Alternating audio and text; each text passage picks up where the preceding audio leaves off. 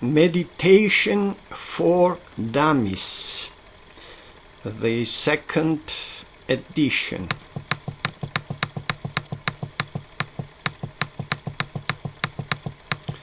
By S.Bodian. A reference for the rest of us.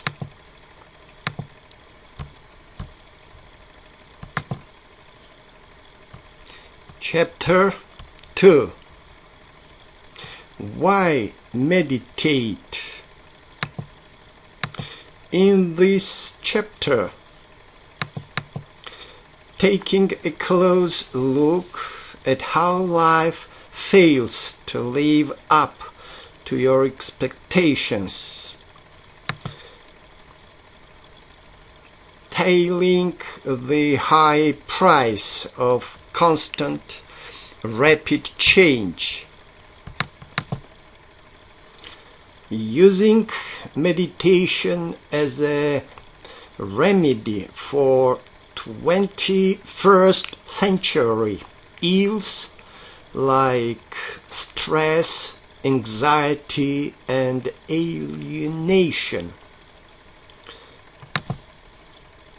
Cataloging the many benefits of meditation.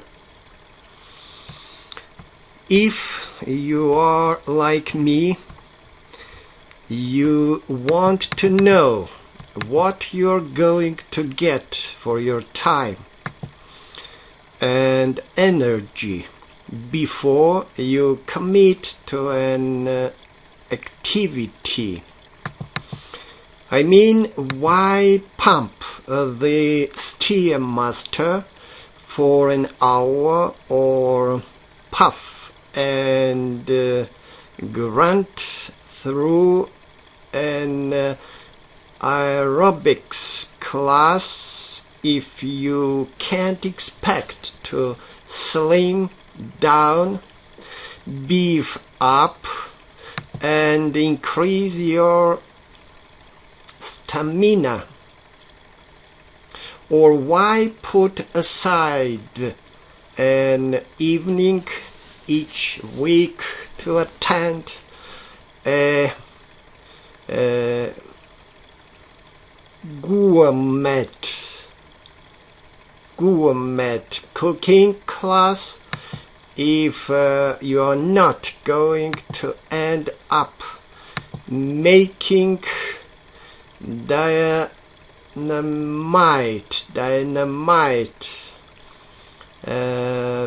fettuccine or duck à l'orange? The same is true for meditation.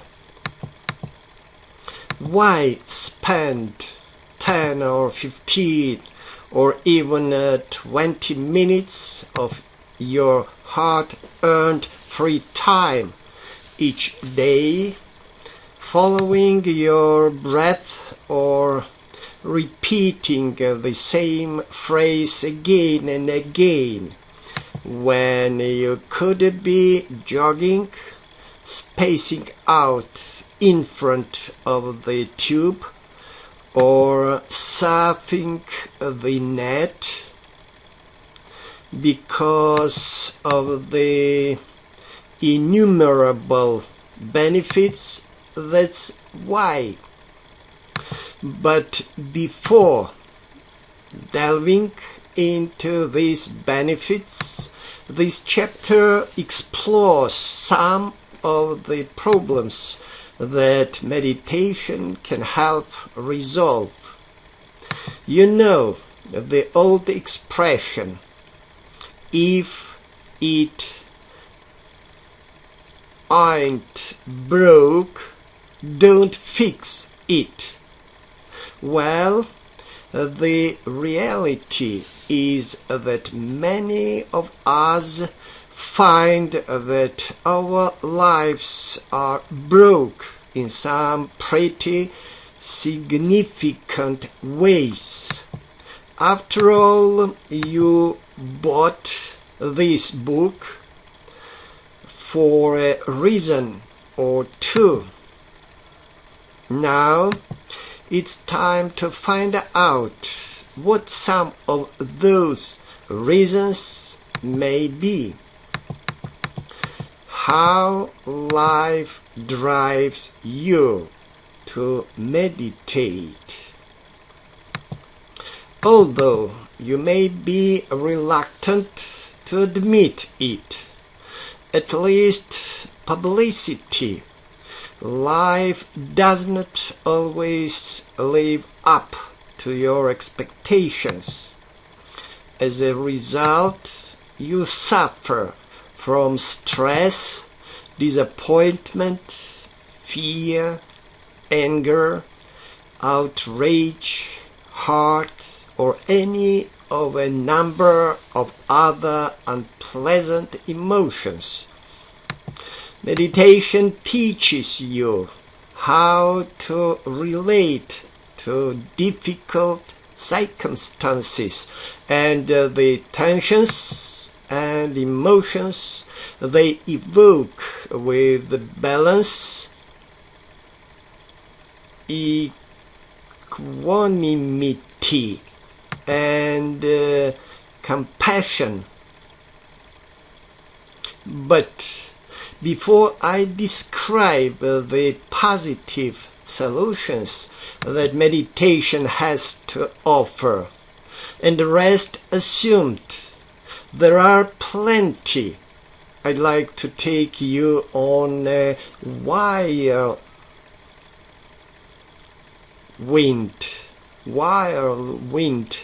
tour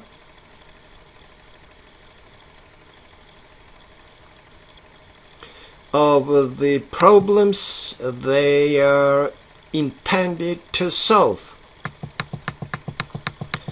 The myth of the perfect life.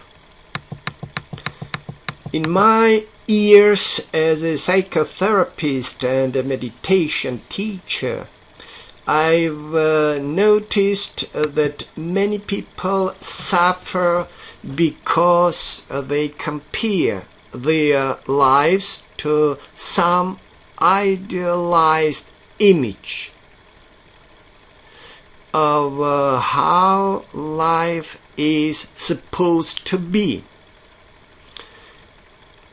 cobbled together from childhood conditioning, media messages, and personal desires.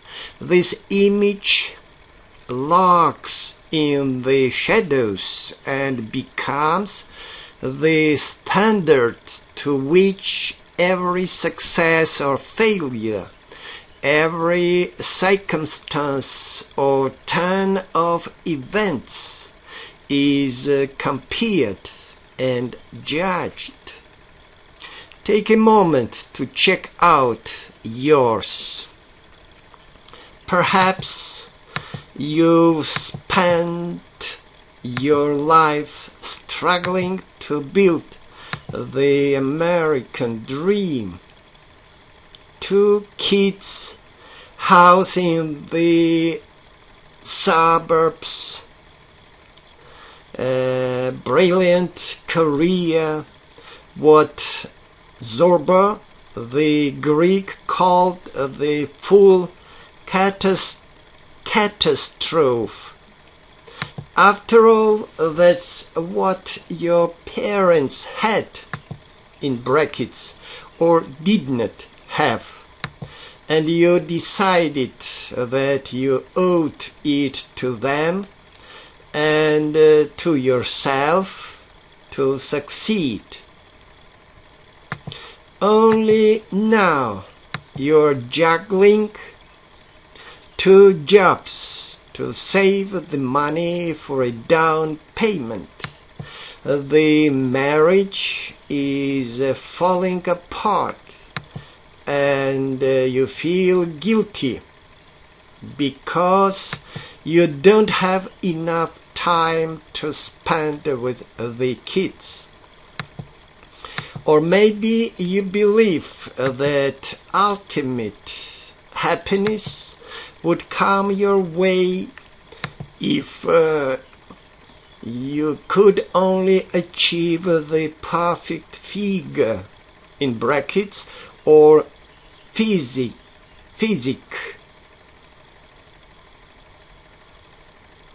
The problem is diets don't work.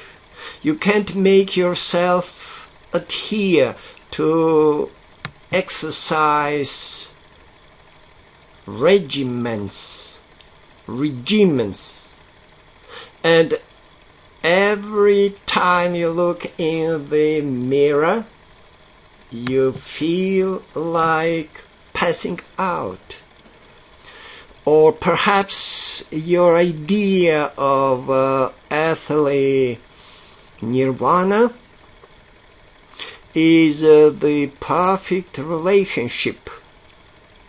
Unfortunately, you are approaching 40. You still haven't met Mr. or Mrs. Right, and you score the personals while secretly fearing that you must have some horrible social disease. Remember, whatever your version of the perfect life, perfect vacations, perfect sex, perfect health, even perfect peace of mind or total freedom from all tension and stress, you pay a high price for holding such high expectations. When life fails to live up to those expectations, as it inevitably does, you end up suffering and blaming yourself. In brackets, take it from me, I've fallen into this trap myself again and again. If only you had made more money, spent more time at home, been a better lover, gone back to school, lost those extra pounds, the list is endless. No matter how you slice it, you just don't measure up. Or perhaps you're among the elite few who manage who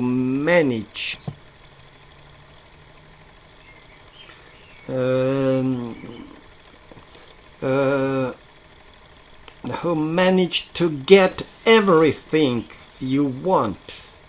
The problem is you eventually find yourself becoming bored and wanting more, or you spend every spare moment struggling to protect or control what you have.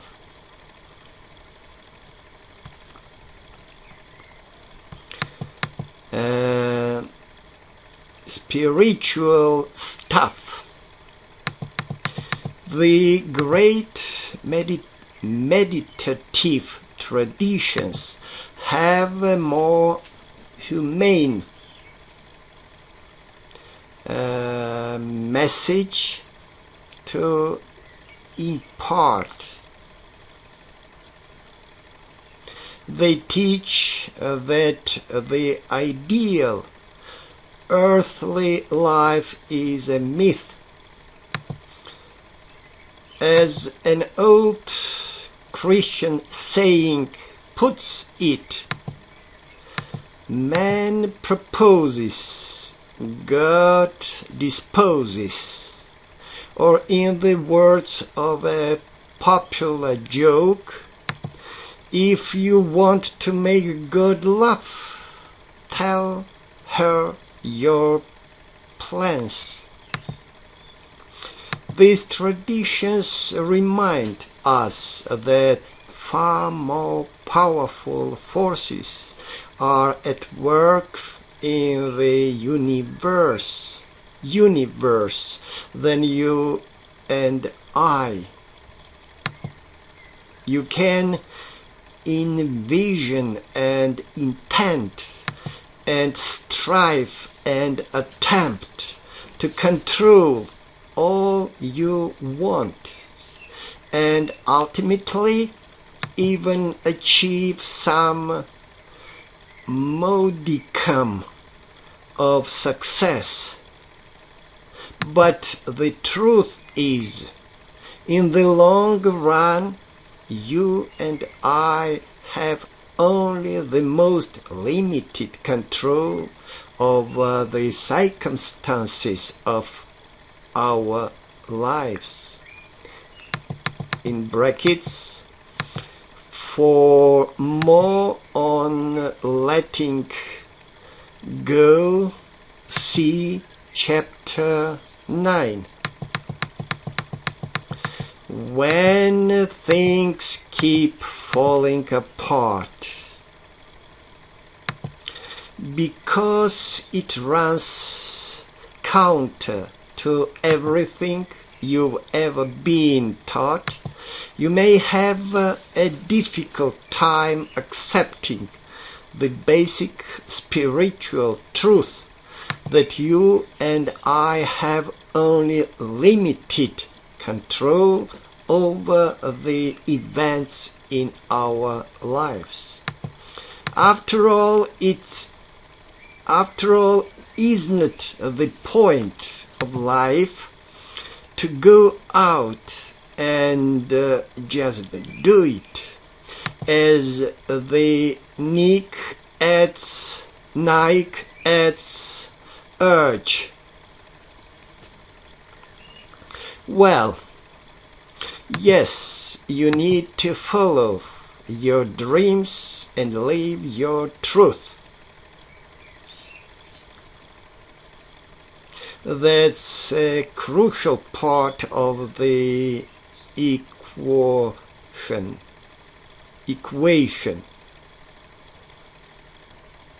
But when life turns around and slaps you in the face, as it sometimes does, how do you respond?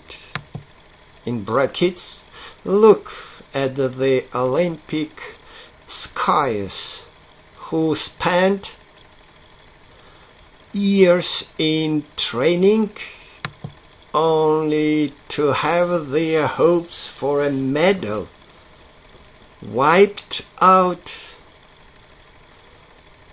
in an instant by bad weather or a patch of ice, or when it levels you completely and deprives you of everything you've gained, including your confidence and your hard-won self-esteem. Where do you go for succor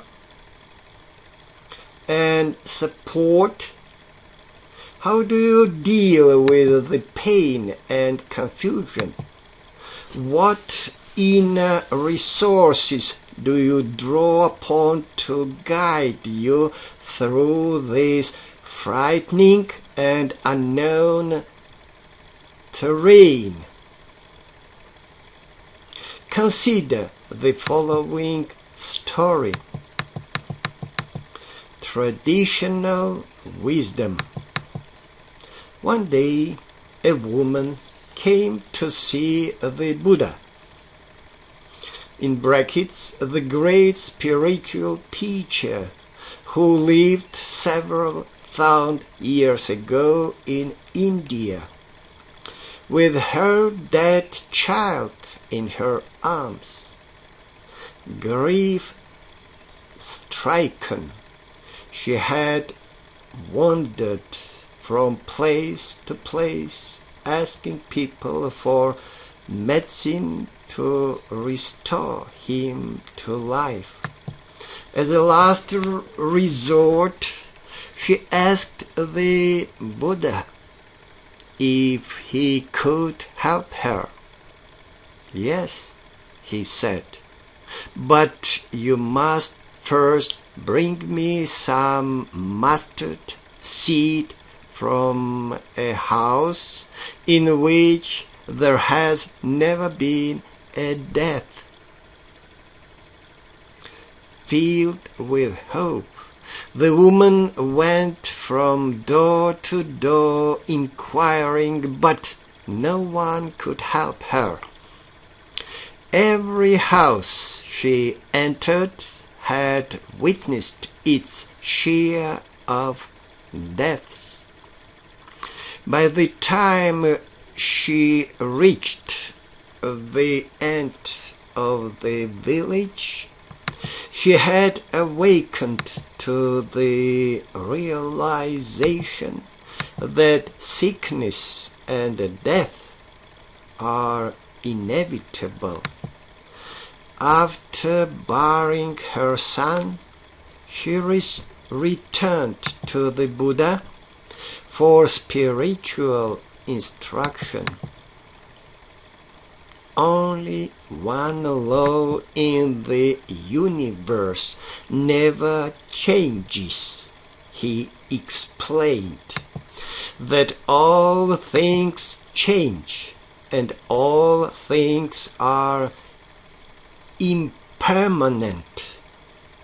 Hearing this, the woman became a disciple and eventually, it is said, attained enlightenment.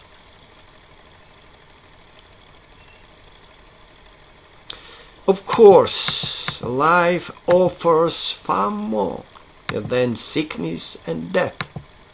It also presents us with moments of extraordinary love, beauty, wonder, and joy.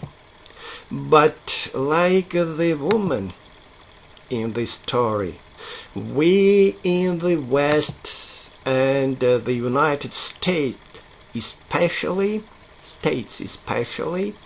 tend to deny the dark side of life. We relegate our old and dying, no nursing homes, ignore our homeless, restrict our impoverished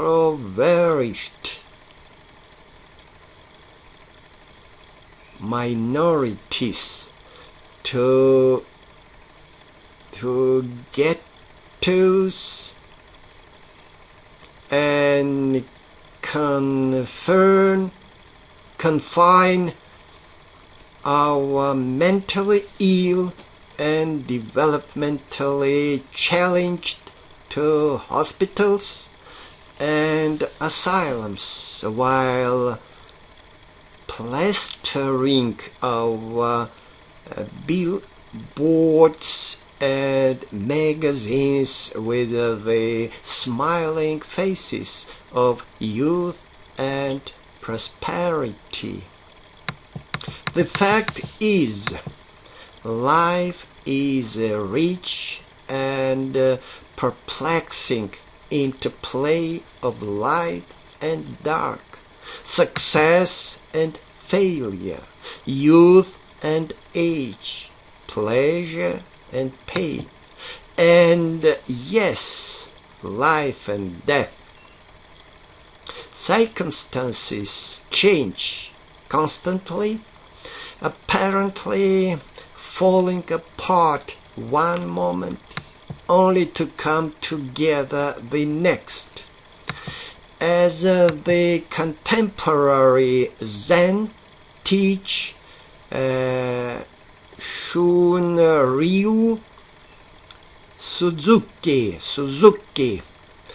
puts it, everything is constantly losing its balance against a background of perfect balance. Traditional wisdom, appreciating impermanence. In his book Thoughts Without a Thinker, psychiatrist Mark Epstein recounts this teaching by the Thai meditation master Ajahn Chah. You see this goblet? Ajahn Chah asks, for me, this glass is already broken. I enjoy it. I drink out of it. It holds my water admirably, sometimes even reflecting the sun in beautiful patterns. If I should tap it, it has a lovely ring to it. But when I put this glass on the shelf and the wind knocks it over or my elbow brushes it off the table and it falls to the ground and shatters, I say, of course, when I understand that this glass is already broken, every moment with it is precious.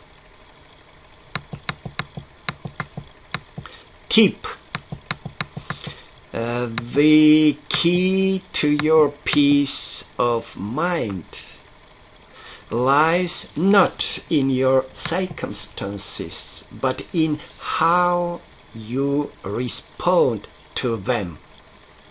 As the Buddhists say, suffering is wanting what you don't have and not wanting what you do have, while happiness is precisely the opposite, enjoying what you have and not hungering for what you don't have. This concept doesn't mean that you must give up your values, dreams, and aspirations, only that you need to balance them with the ability to accept things as they are. Meditation gives you an opportunity to cultivate acceptance by teaching you to reserve judgment and to open to each experience without trying to change or get rid of it. Then, when the going gets rough, you can make use of this quality to ease your ruffled feathers and maintain your peace of mind. In brackets, if you want to find out how to accept things the way they are, turn to chapter 6 and 11.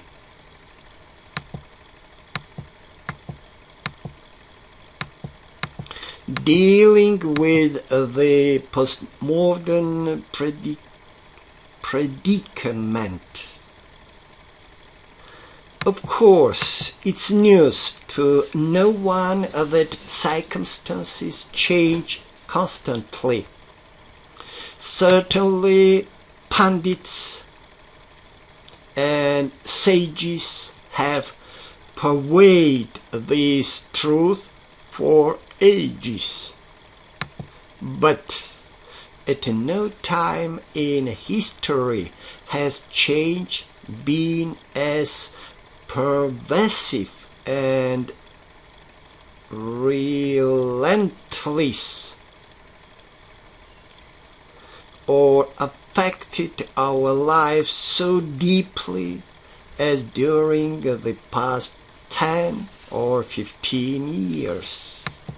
Watching the evening news or reading a paper, we are flooded with statistics and images of violence, famine, and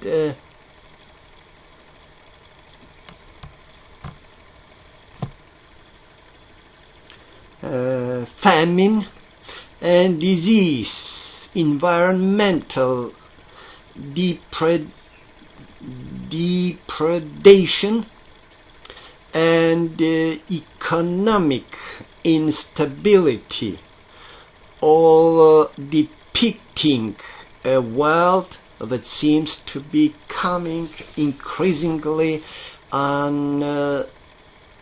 unstitched. On a more personal level,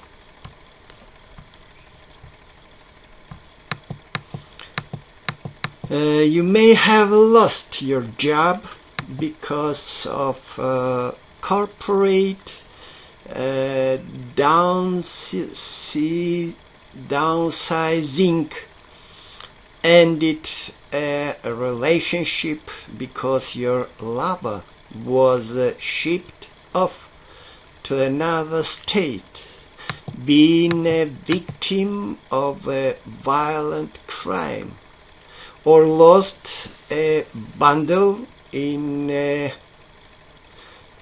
volatile market.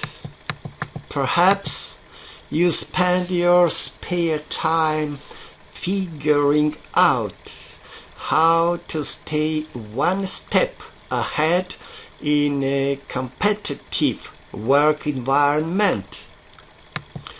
Or you may simply lie awake each night worrying about when the tidal wave or change will finally reach you and sweep you away. Does any of this sound familiar? Sociologists call this period the postmodern era, when constant change is becoming a way of life and time-honored values and truth are being rapidly dismantled. How do you navigate your way through life when you no longer know what's true and you're not even sure how to find out? Do you search for it on the web or somehow glean it from the latest pronouncements of media, soothsayers, and corporate CEOs? Despite the unarguable advantages of all the electronic gadgets that have become indispensable since the 1980s. You may have noticed that the faster you communicate, the less you really connect with others in a rich and meaningful way. A cartoon reprinted in Newsweek sums it up well. A 90s vacation. It shows a family on a beach, each person using his or her own personal electronic device. Mom's on the phone, dad's on the internet. One child is picking up a fax, another is responding to his beeper, a third is checking her voice mail. And they are all oblivious to one another. Remember, such relentless change exacts a steep emotional and spiritual price, which we tended to deny in our collective attempt to accentuate the positive and deny the negative. Here are a few of the negative side effects of life in the postmodern age. Anxiety and stress. When the ground starts shifting beneath your feet, your first reaction as you attempt to regain your stability may be anxiety or fear. This gut-level response has been programmed into our genes by millions of years of living on the edge. These days, unfortunately, the tremors never stop, and small fears accumulate and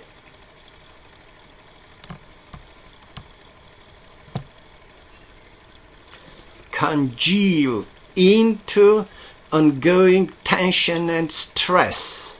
Your body may feel perpetually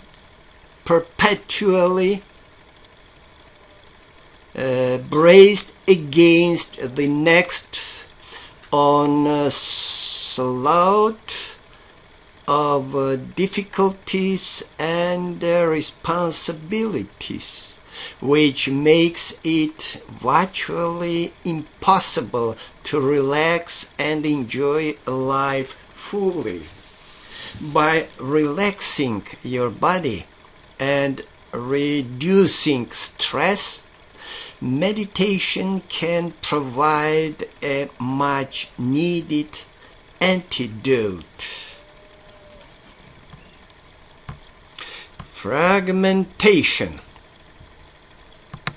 Most Americans once lived, shopped, worked, raised their kids, and spent their leisure time in the same community.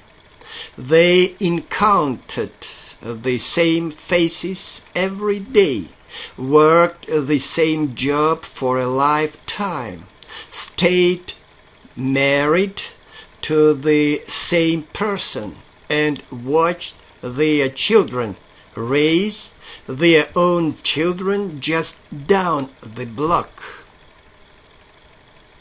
Now we often shuttle our kids off to school or daycare and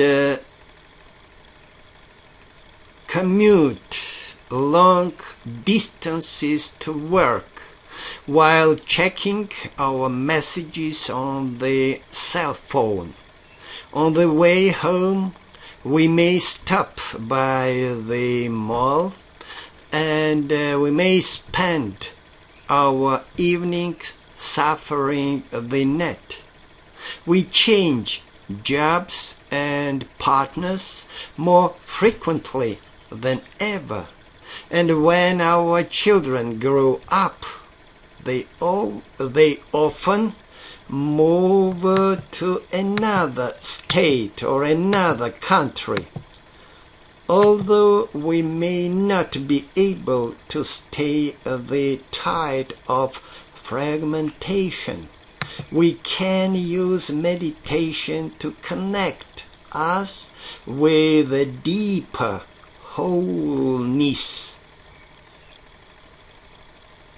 that external circumstances can't disturb.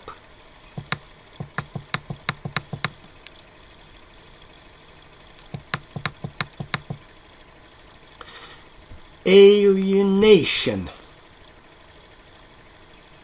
When our lives appear to be made up of disconnected puzzle pieces that don't fit together, no wonder we wind up feeling completely stressed out. Despite the statistics that herald prosperous times, many people work at marginal jobs that pay the bills but fail to connect them to a deeper sense of value or purpose.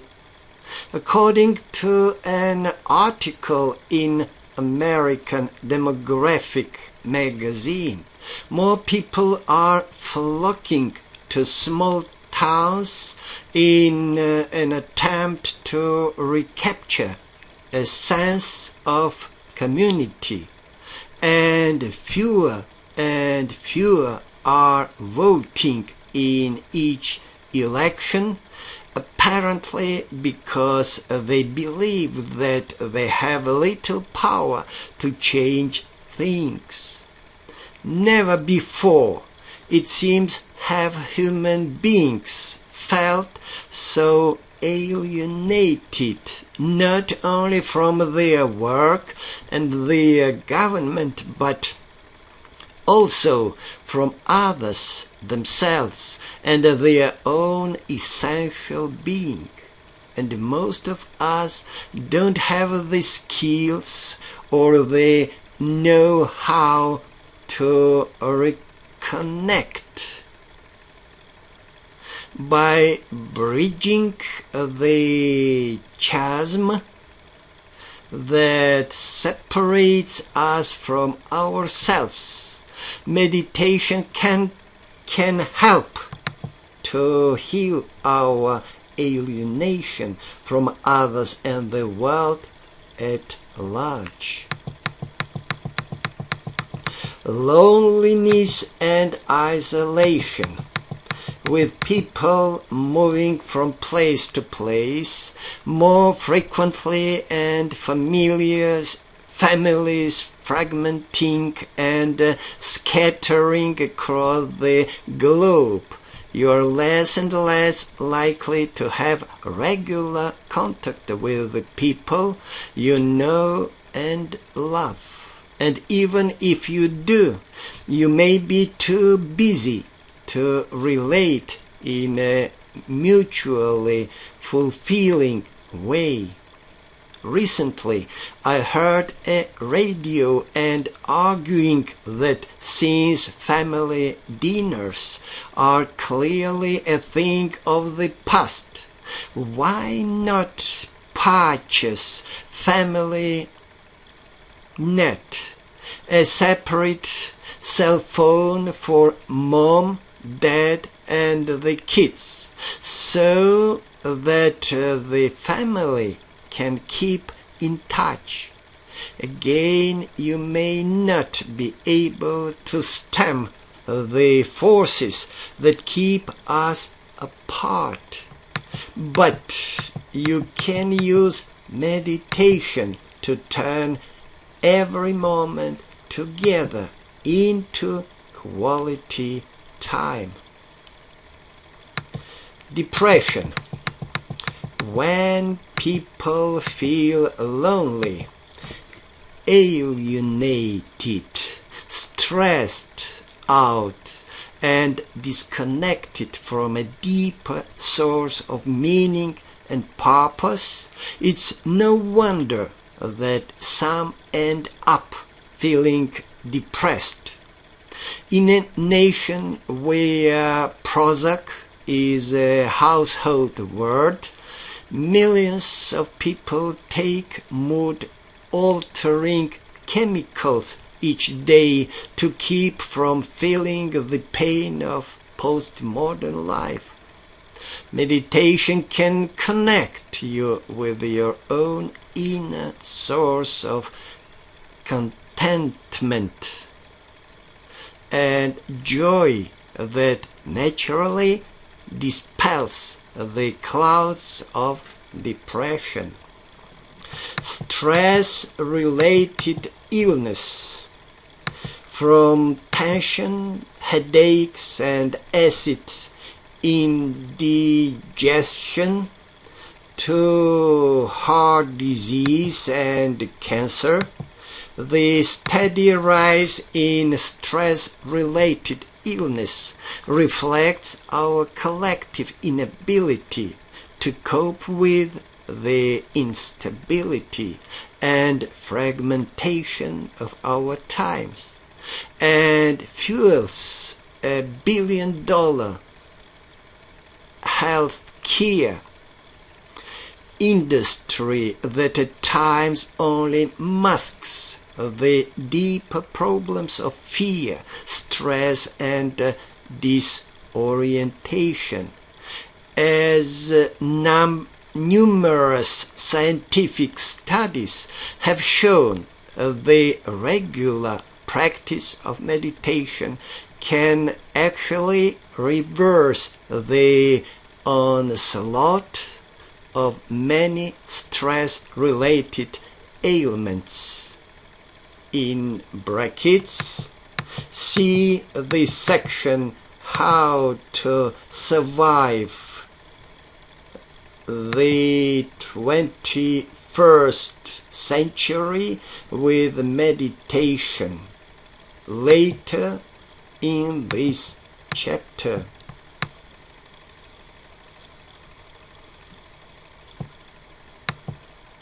Accepting things the way they are. Okay, let's stop here.